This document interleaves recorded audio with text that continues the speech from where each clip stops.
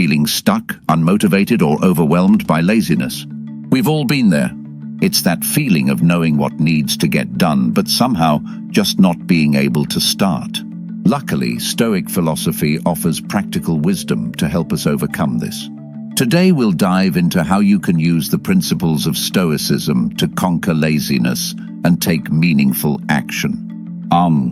Trust me, I have struggled with it in life as well, only to learn some of the most powerful principles and techniques from Stoicism's most obscure and hidden treasures and implemented them in my life. You can now do the same and see the same amazing changes. You can feel the changes as you put these tools into action and see firsthand how they are destroying the laziness that plagues you, as it did me a long time ago.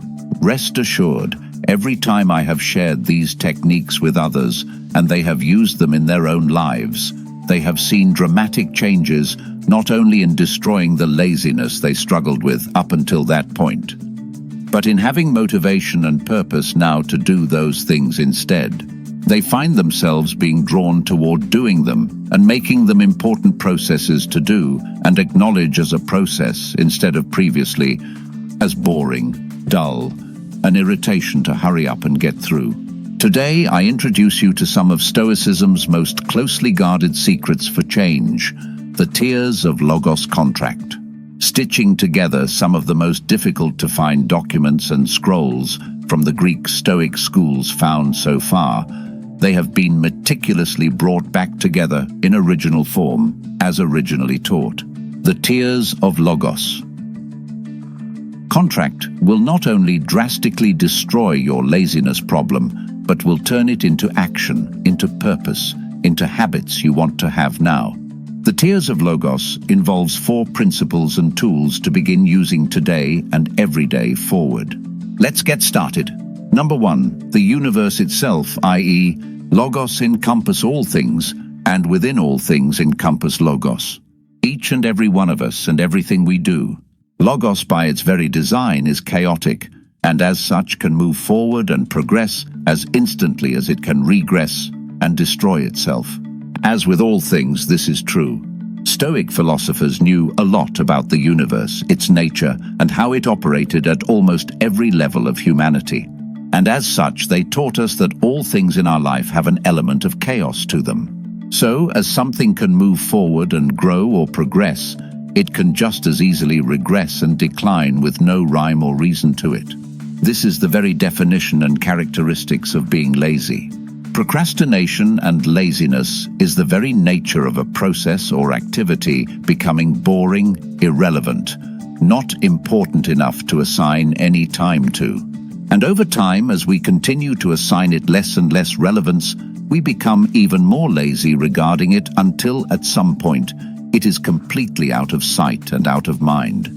It is within these internal processes we have that we can learn and utilize Stoicism's tiers of Logos contract to take the tools coming up next so important and rapidly destroy lazy behavior, procrastination, uninteresting tasks once and for all. Get ready. Here we dive into the 3 pillars of the Logos contract that will help you not only eradicate lazy elements in your life once and for all, but will help you replace them with more effective, more lively, and more worthwhile habits that keep laziness from ever returning. Number 2, focus on the fact that if something can be done one way, it can be done infinite ways. The tiers contract continues on to discuss how things are done, and there is no true order or process to how the universe operates. Order and predictability are man-made ideas that help us make sense of smaller things and to try and control them. In the case of activities or behaviors you are lazy about, realize and really begin considering the fact that if you do them a certain way, you can do them an almost infinite number of ways that make them a lot more interesting and engaging. It sounds weird and maybe a little bit too simple, but think about it. If you do it one way and always know the process to do it in, it becomes uneventful. It becomes boring and a mindless task to ignore long enough to get through. But what if you changed it all up and did it in a completely different way? or did things within it that spice it up and make it interesting and exciting now? That visit to the DMV to get your license renewed would be a lot more exciting and thrilling if you were to talk to a cute girl there and asked her out, no? Injecting a sense of unpredictability and uncertainty into the task rapidly takes it from mundane to unknown and exciting/different than anything you had expected up until that point. Number 3. As a major extension of number 2 previously, if something can be done forward, it can be just as easily done in the opposite way or backwards. While not applicable to everything in our lives or habits, this can be a great way of shaking up things that are boring and mundane and getting you thinking in the moment, being present in it instead of checking out entire time you do a boring, dull activity as usual. For example, if you go to your car and unlock it, what would happen if you walked up to your car a different route and unlocked it with your opposite hand? Or, as another example, we all have a dominant way of putting our clothes on in the morning.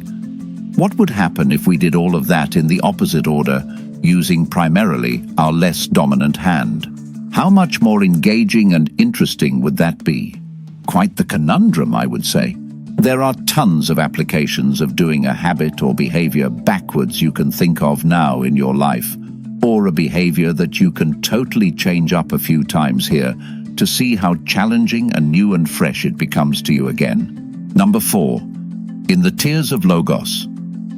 Contract deepest writings, Stoic philosophers teach us that laziness and being unmotivated are common in all of our lives.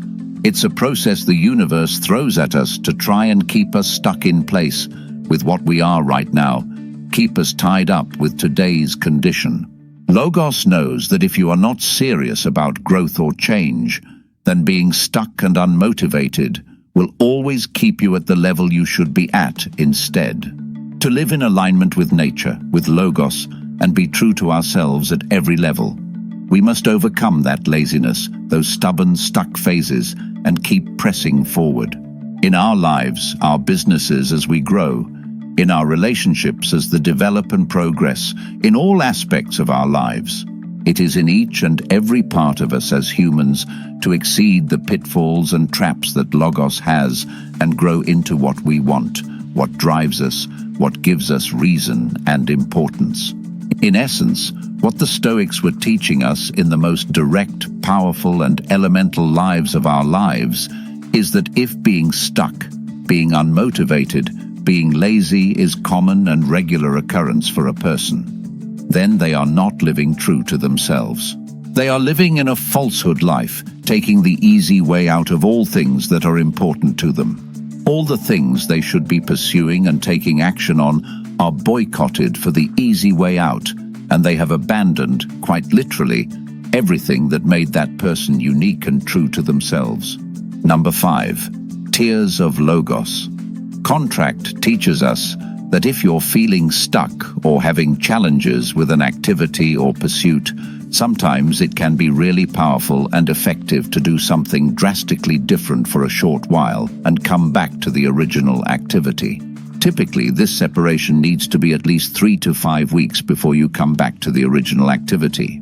Also, remember the most important element of this is that the diversionary activity needs to be substantially different than the original activity so that it gives you space and distance away from it for a while. So, for example, if you're having trouble drawing a nature picture with animals, taking a class for nature drawing with forests is obviously not going to do anything except make it worse and keep you stuck.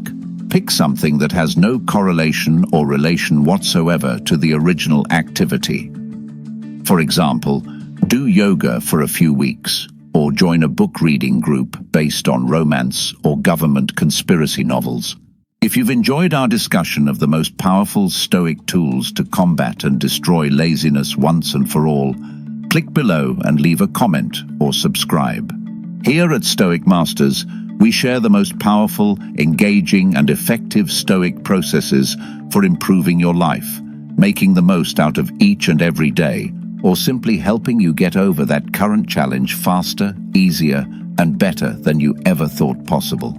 So until next video, take care, young one.